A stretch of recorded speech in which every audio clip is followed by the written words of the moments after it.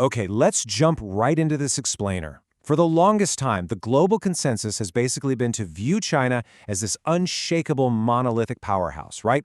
But today, we're going to peel back that facade of invincibility.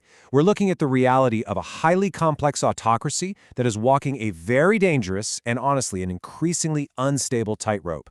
To make sense of this massive shift, we're going to audit 5 distinct structural pillars that are actively threatening the regime.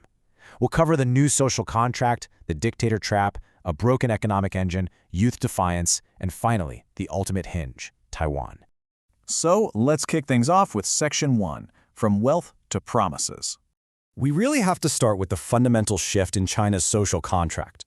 For decades post-Mao, under the Dengist model, the deal was super pragmatic. You, the citizen, stay out of politics, and the state delivers rapid, transactional wealth and booming GDP growth.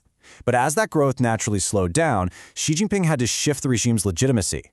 So instead of just delivering cash today, the state is now demanding loyalty based on this grand ideological promise anchored to very specific, unchangeable future dates. They basically traded immediate economic performance for a promise of historical destiny. And you can see those escalating deadlines right here. 2021 was about moderate prosperity. 2027 is a massive military capability milestone. 2035 is basic modernization, and 2049, that's the big one, national rejuvenation. The regime has essentially tied its very survival to a ticking clock of existential deadlines. And the thing is, if you claim a mandate based on destiny, you absolutely cannot afford to miss your train. Moving right along to Section 2, the personalist dictator trap. There's this crucial concept from political science called Svolik's commitment problem, and it perfectly captures what's happening here. It explains why concentrating monolithic power creates a self-reinforcing life tenure trap for a leader. Think about it.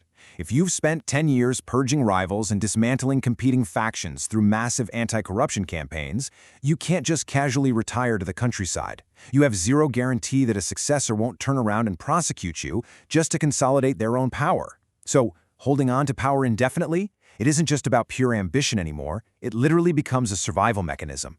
Watch how they built this trap, step by step. In 2018, boom, they abolished presidential term limits. By 2022, factional power sharing was totally eliminated. The Politburo Standing Committee became 100% Xi loyalists. But by doing this, they ripped out all the systemic shock absorbers. When things go great, sure, the apex leader gets all the glory. But when the economy stumbles, there's no rival factional left to blame. All that systemic risk is now resting squarely on one aging leader, with no designated heir heading straight toward a totally unscripted succession struggle in 2027.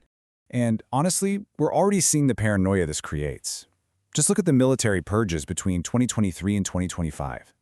You had 2 former defense ministers expelled, the top commanders of the PLA rocket force, literally the guys who controlled China's nuclear arsenal, removed. The entire strategic support force dissolved.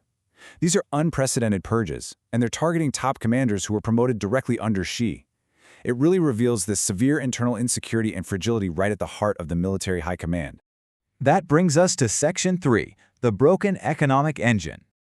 Look, you cannot fund a historical destiny without serious cash. And this staggering figure, $18 trillion, that's the estimated middle-class paper wealth that just vanished with the collapse of the real estate sector. For decades, real estate made up roughly a quarter to a third of China's entire GDP. When regulators suddenly cut off credit to developers, which triggered defaults by massive giants like Evergrande, it didn't just bankrupt some companies, it completely destroyed the main engine of middle-class wealth creation. And compounding that wealth destruction is an absolute mountain of implicit debt. Local governments relied heavily on selling land just to fund their day-to-day budgets.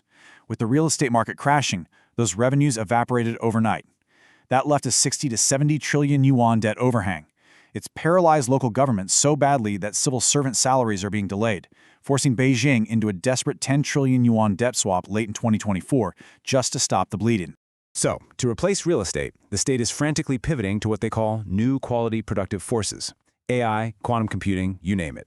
Now, China absolutely dominates in solar and EVs, no question.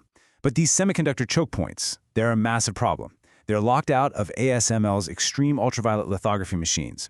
They're trying to build 5-nanometer chips using older tech, which is giving them commercial yields under 30%. This isn't just an economic headache. It places a hard physical structural ceiling on the exact high-tech transition they desperately need to survive. All right, Section 4, youth defiance and demographic collapse. The total fertility rate in China has collapsed to roughly 1.0. To put that in perspective, just to maintain a population, you need a replacement rate of 2.1. Despite rolling back the one-child policy, throwing out subsidies, and even banning expensive for-profit tutoring to make parenting cheaper, these policies have completely failed to convince young citizens to actually have kids. The demographic freefall here is staggering. Annual births have plunged by 50% in less than a decade. We're talking nearly 18 million births in 2016, down to just over 9 million by 2023. The population isn't just slowing down anymore, it has entered absolute contraction. And this rapid aging is hurtling the nation toward a massive, totally predictable crisis. By 2035, over 30% of the population will be over 60 years old. Why does 2035 matter? Because that is the exact year actuarial models project the National Urban Employee Pension Reserve Fund will hit absolute zero. They are staring down a massive depletion cliff, which is what forced the government in 2024 to raise the statutory retirement age for the very first time in 70 years. Now, at the exact same time the population is graying, millions of college graduates are entering a labor market that simply cannot absorb them. High-wage sectors like tech, finance, and real estate have just been hammered by regulatory crackdowns.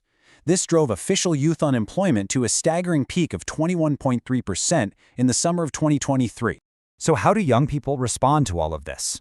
Well, they're prohibited from traditional political protests by an omnipresent security state, so youth frustration has morphed into this incredible subcultural movement known as tongping, or lying flat.